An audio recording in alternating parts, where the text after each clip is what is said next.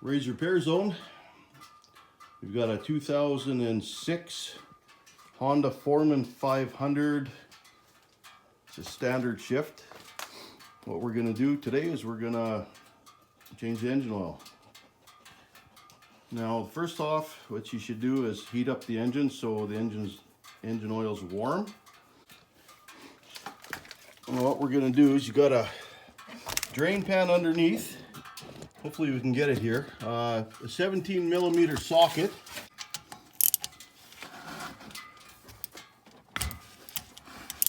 It's not very tight, so 3/8 ratchet will work. And remember, do it when the engine is warm, after you've been using it for a while. And the light came on, the engine oil, to change. Okay, now the oil dipstick is behind here. You just have to pop these little rubbers. They just kind of go in little slots here. I'll show you later. Okay, so there's these little tabs and they go into these little rubbers here. You just pop that off here, here, and there. And here is the oil dipstick. You just loosen that off. I'm going to loosen it off. We should be able to see under here. It should flow better unless it's already out.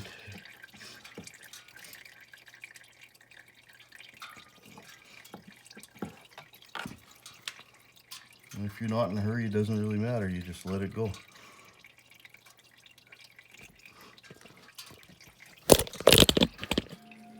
All right, once it's done draining, put the plug back in and don't over tighten it. This has to be snug.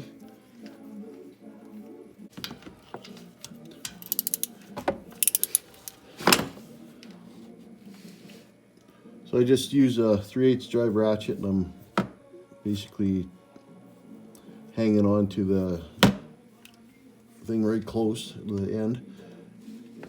And there, I just cranked it on there, it's good enough. Alright, I'm set up on the right hand side of the engine. Now what you're going to need is a Phillips screwdriver, 8 millimeter wrench, and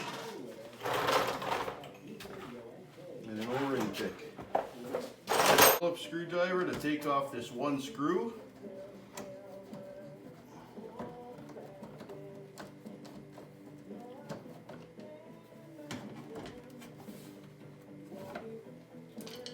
And this just pulls out. There you go. Now there's your filter housing right here. Position your drain pan underneath.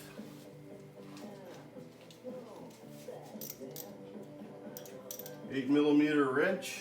I just use my little 1/4 drive ratchet.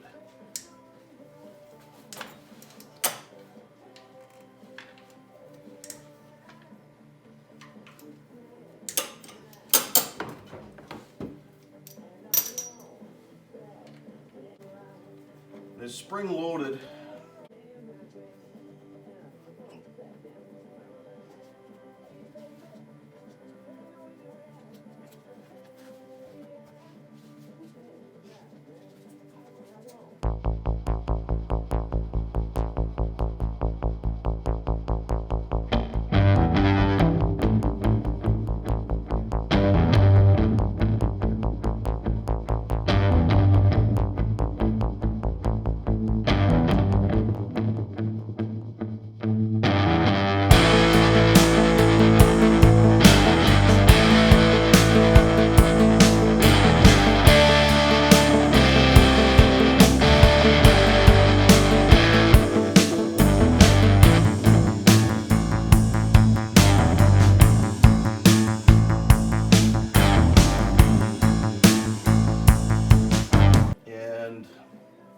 Can't really go wrong on this because on the outside it says outside towards filter cover, and the other side it'll say this side and spring towards engine.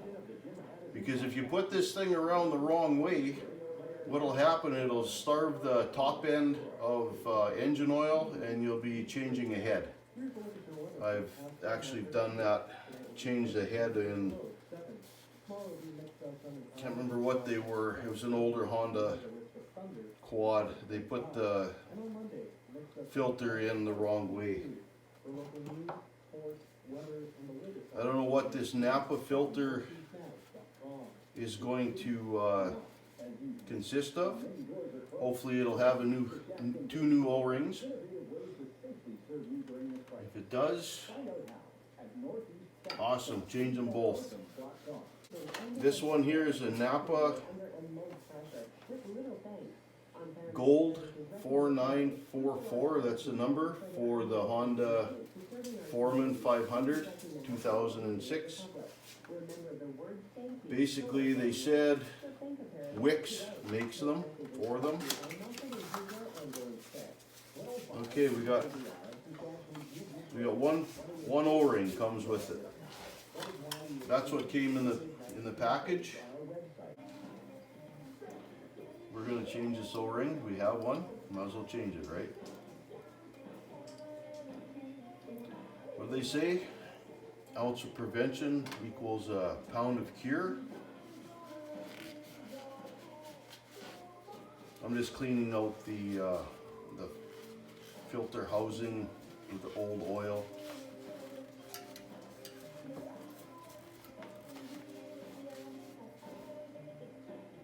New filter.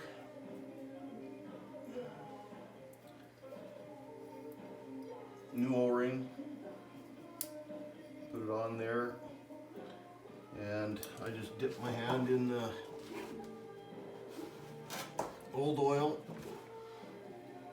And I'll give it a little bit of lubrication here. The gasket goes against this part here, the outer cover. Now, what I do is I inspect the O-ring here. If it's flush with the outer housing, I change it. If you could feel that it's a little higher, that means that it's going to seal. And you put that in, straight in, and then I just push it in.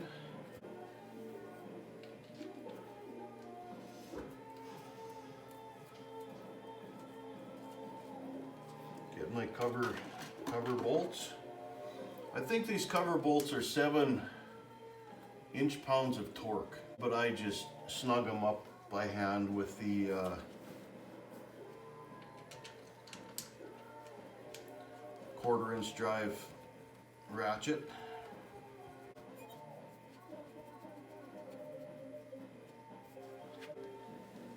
Now you don't want to crank one in more than the other because you'll crack the housing. So I just go along here and I go around just so I know that it's going in evenly.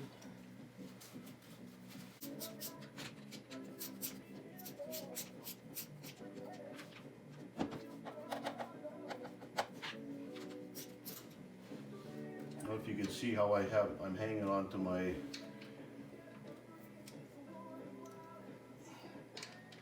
ratchet. I'm not even hanging on to the end of it because I don't want to put too much torque on it. I wipe it off now. The Foreman 500 from 2006. The oil capacity is 2.6 quarts.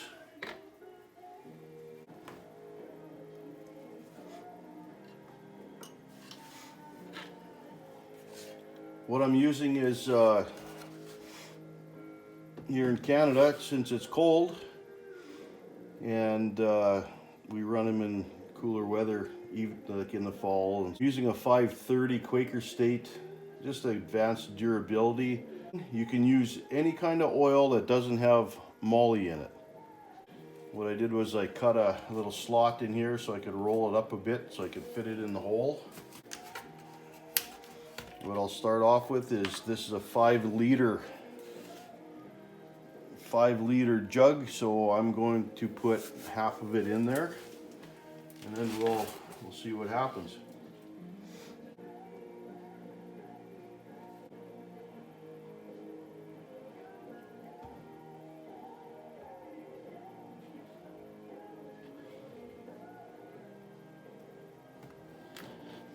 An easy way to check how much you use out of this jug, it doesn't have no sight window on either side.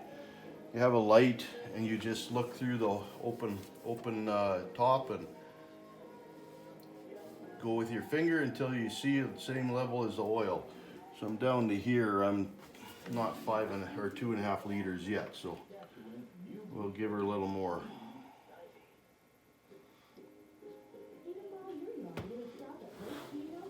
Yeah, you can see your shadow right there. The top of my finger, that's where the oil level is. So I'm getting pretty close to 2.5 liters. So I'm going to stop right now, take the dipstick and check and see what we got. I always check with the dipstick screwed right in. Okay, so I'll have to use a little bit more. I want it a little bit higher than the full level because you remember the filter is empty. Okay, so I'm probably 2.75 liters.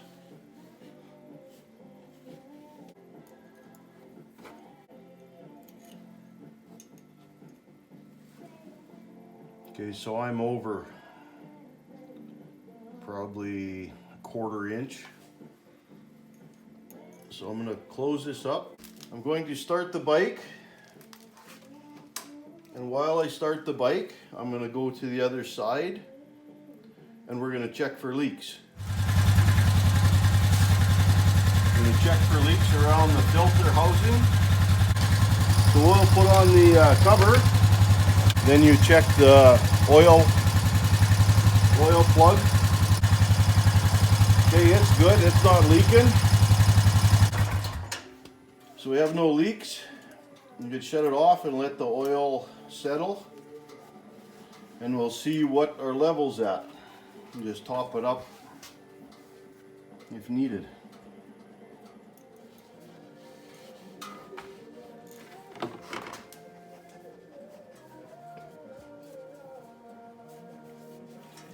What I'll do is I'll wipe it off, I'll put it back on or in, then we'll check the level.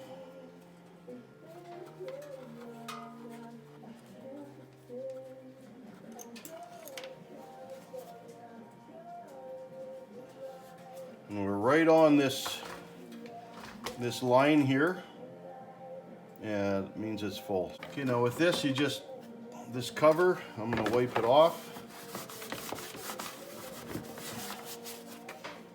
Wipe the oil off of it, put it onto the shifter, stick it in there and pop them on.